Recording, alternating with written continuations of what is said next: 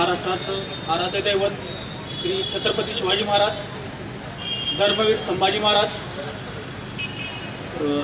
राजमाता जिजाऊ, सन्मान्य महाराष्ट्राचे हिंदुजन नायक सन्मान्य राजसाहेब ठाकरे, विद्यार्थी सेनेचे आमचे अध्यक्ष अमितसाहेब ठाकरे, आमचे व्यासपीठावर उपस्थित आमचे मार्गदर्शक जिल्हा अध्यक्ष राजू दिंडोरले साहेब, आमचे मुलुक मैदानी तोप प्रसादजी पाटील, विजय करजगार, या सर्वांच्या पाठीमागे आज मी कोल्हापूर उत्तरमधून लढण्याचा निर्णय घेतला. कोल्हापूर उत्तरमधून लढण्याचा निर्णय का घेतला याच्यामागं कारण म्हणजे कोल्हापूरमधली ही परिस्थिती आहे. कोल्हापूरमध्ये रस्ते घ्या, बागा घ्या, मैदानं घ्या, या आम्ही 20 वर्ष झाली ह्याच परिस्थिती काय डोळ्यासमोर बघत आहोत. कोल्हापूरमध्ये काही बदल घडवतच नाही.